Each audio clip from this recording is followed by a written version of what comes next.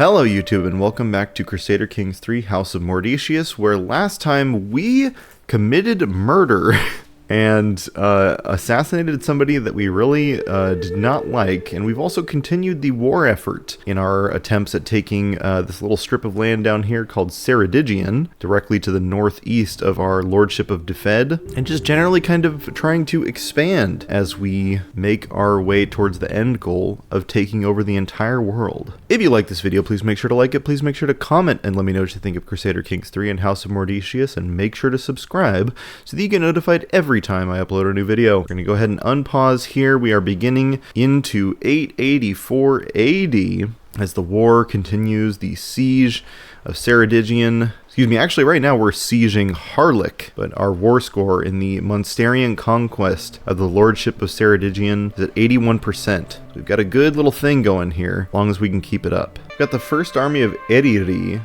who is heading towards the Lordship of Defed. They are an enemy army of Prince Anlaf. We might need to split our first army of Rose Cray here in half and send one half of them down here to pursue our enemies. See what we can do here. We're going to send them down to the south to the Lordship of Defed, see if they can defend against our enemies.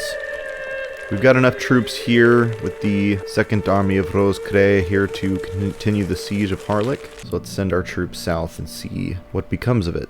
One thing I'm scared of is the 335 troops of the first army of Eriri has superior quality. So they're much better at fighting than our 932 troops are of decent quality. It's not the greatest thing in the world. It's kind of the only option we have. We can't just let 335 troops go trouncing through our lands.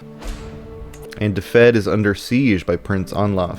So we've got to go down there and basically delay the siege, hoping that our siege is completed before theirs is, or before they defeat our troops. See how things play out here. And Bishop Cassane of Munster has finished his Convert Faith in County Councillor task in Defed. So Defed now has been completely converted to insularism, if I'm not mistaken. And Bishop Cassane goes back to religious relations. We might have him convert faith in our county of Ceredigion, assuming that we do take it here pretty soon. Oh, and we never switched Deirdre back to disrupting schemes, so we're going to have her go ahead and do that. Unless we want to maybe try to have her find some secrets. The people I'm most scared of right now are probably Alba and Connacht. So maybe we'll have her try to find some secrets in Connacht. Let's do that. And the first army of Eriri just like narrowly avoided our troops here as they arrived into town. We're going to have them go ahead and pursue up the hill here and see how this turns out. But ultimately what we're concerned with here is the siege of Harlech, as we have about 40 days left here to complete this siege. The Battle of Tidui breaks out here, 21st of March. And as we suspected, our troops are not holding up super well against the defenders. Let's see if we can try to take this battle for ourselves. And victory, the Battle of Tidui on 13th of April, 885. Some more enemy combatants captured. Earl Asa, once again in our prisons. This is the second time that we've had you prisoner, and the second time we will be ransoming you for 50 gold. We could use that gold. But the battle has been won. We will send our army back up here. It probably won't matter since they will be done with the siege here in 40 days. But we'll go ahead and send them back up there just for safety's sake. The ransom was accepted. Earl Asa gave us 50 gold. Thank you, sir. Pleasure doing business with you once again. And here we go, the siege is won. We now control Marianid. The war, I believe, is over. We're going to enforce our demands. Now, Prince Anlaf controls much more land, and I wouldn't be surprised if he came back and tried to take his land back. So what we're going to do is demand that he give us a hostage. And the hostage we can take with the highest rank is, I believe this would be pronounced Ian. Ian Abanlaf Bangor. We'll be taking him as a hostage. Force our demands, and Ceredigion is ours. So be it. Gained 50 legitimacy and increased our legitimacy level to rightful. Go ahead and disband our armies for the time being. And look at that, Munster just gets a little tiny bit bigger. We now control a little strip of land here on the western end of the UK. We are above our domain limit, which means we're going to be wanting to take the chiefdom of Ceredigion, or the earldom of Ceredigion, and grant that title to somebody. I think we're going to go ahead and promote Airlaid. Airlaid is not only our marshal and champion, he's also now going to become our vassal. Airlaid's going to gain 40 opinion of us, becomes our vassal, and yeah, he becomes Lord Airlaid of Ceredigion. Good work, bud. One other thing we want to try to do here, Phaelgus really screwed us over last time with his real blunder in terms of foreign relations, so I think we're going to have to replace him. We've got this guy named Carol, and Carol is a courtier of ours who's got a 16 diplomacy. Now, I don't know much about Carol, but he is much more talented in terms of diplomatic relations than Phaelgus, so we're going to assign him the position, and Phaelgus will lose 20 opinion of us, but I think it will be worth it in the end. So Carol, welcome to the team. Let's put you back on foreign relations, bud. I'm sure you'll be much better than our boy Phaelgus. I'm almost certain we're going to wait a little bit to declare war on anybody, but just for the sake of S and G's, why don't we go ahead and take a look at the couple wars that we can declare here. So far, pretty much everything we have is well outside of our grasp in terms of what we could actually win. Yeah, pretty much everything in our little roster here is we would be incapable of winning. So we're gonna remain at peace for just a little bit while we kind of allow some time to pass and regain our troop numbers. We've lost quite a good number of troops in the last few years, so we're gonna want to try to build that up. We also need this prestige number to go up quite a bit. We might want to consider holding another feast. We can't actually right now, but we could hold a hunt. Let's see what we can do in terms of planning a hunt. And what's funny is that even though we've taken all this land, still, Kinsale is the best place to go hunting, as it's heavily forested. We have 2 medium chances of danger, so we're going to see we might need a forest guide to help get us there, a mountaineer.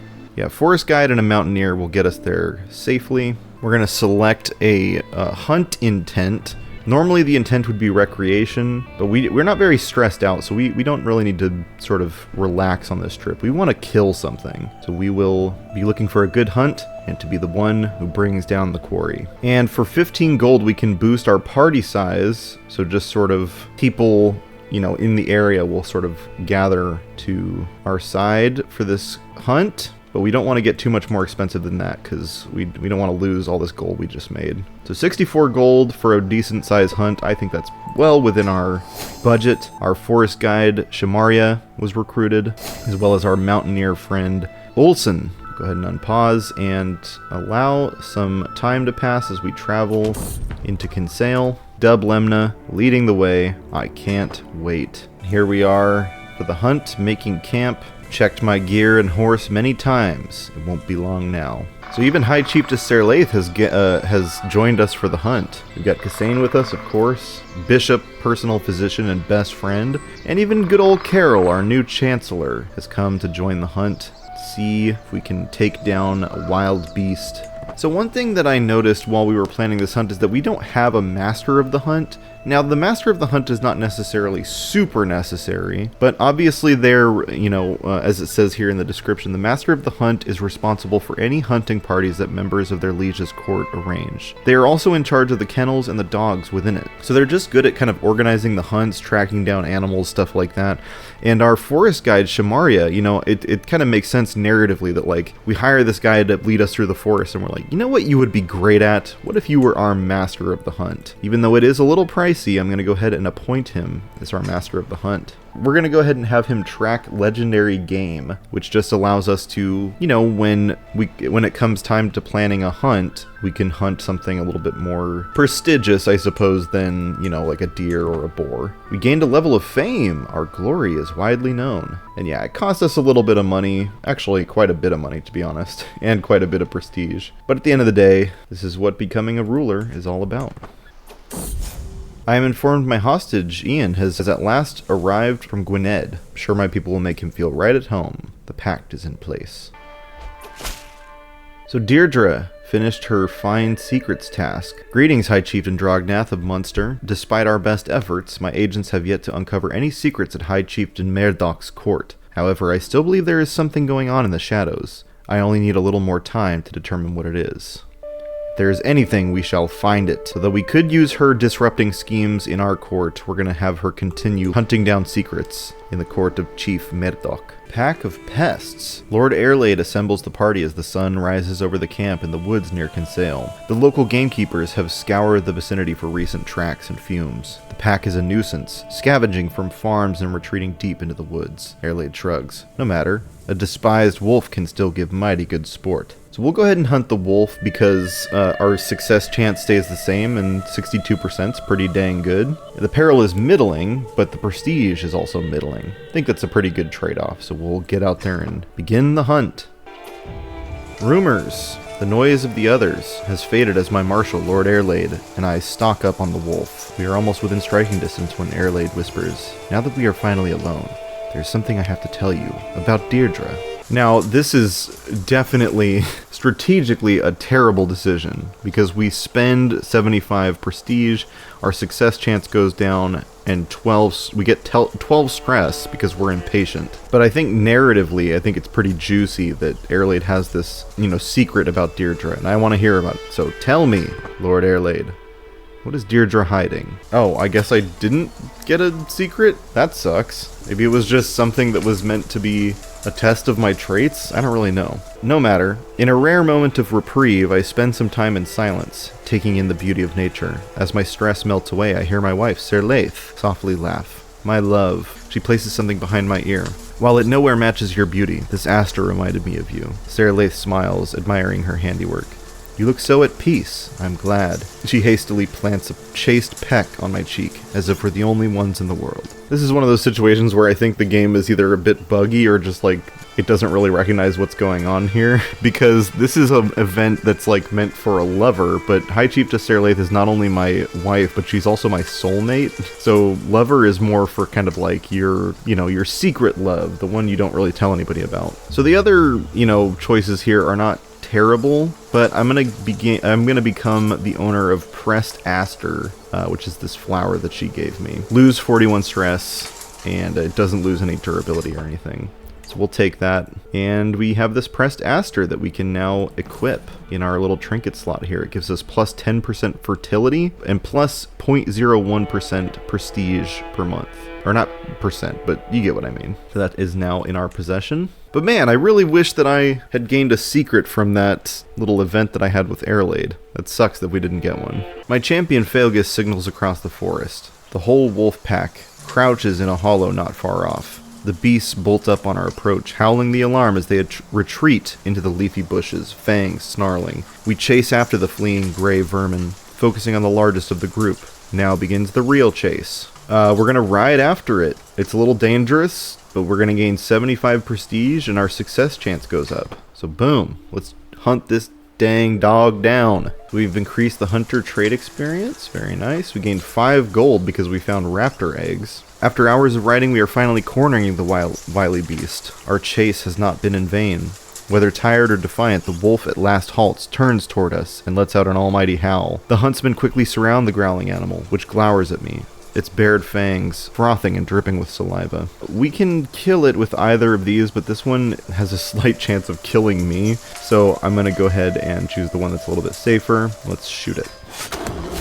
Completed your slay beast intent. You lost 88 stress. We're completely de-stressed now. I take aim as the party keep the exhausted animal in place, exhale, and loose. The arrow strikes true straight into the beast's heart. That's how you do it. We gained some prestige, lost some stress. Very good. Hunts like these are a pure joy. I cannot wait for next year. There's nothing quite like the thrill of bringing down a mighty beast. Claire Shen directs the breaking up, clumsily skinning the carcass before letting the game masters take over. We place the eager dog's share of the spoils on the stretched hide before departing for camp and home. So we've got some wolf fangs here, and either we can keep them or we can give them to Emir al-Mundir, who we learned Arabic from. I think we learned Arabic from him at least. But, he's an acquaintance that lives quite a ways away. I don't think we would get much from that. I'm going to keep the wolf fangs. We've become the owner of Wolf Fangs. Go ahead and finish the hunt. And it gives us plus 0.03 prestige, makes us gain stress at a minus 4% rate, and ups our night effectiveness by plus 6%. Awesome. We'll go ahead and equip that. Excellent, excellent stuff. So here at the 8th of October, 884. We're heading home back to Tralles, and we are just on a good steady pace here now. Our prestige has gone up to plus 3.12 per month, which is amazing. So we are not losing prestige, we're not in debt, kind of crawled out of our little hole that we were in. And in general, Munster is in pretty dang good shape, so we're going to go ahead and see what happens next. And we arrived home with good old Dub Lemna unharmed. We're going to go head inside and resume our rule of Munster. Masonic Dealings. A guild of stonemasons has established itself in the Earldom of Enos. Having dedicated craftsmen in my personal service could help the region flourish. So we're going to go ahead and try to strike a deal with the chief mason. Let's see how it goes. I don't know how it went because it didn't appear to pop up with any kind of event, but hopefully it went well. The leader of the Masons seemed reluctant to strike any kind of deal on behalf of the guild until I pointed out exactly how much it would benefit us both.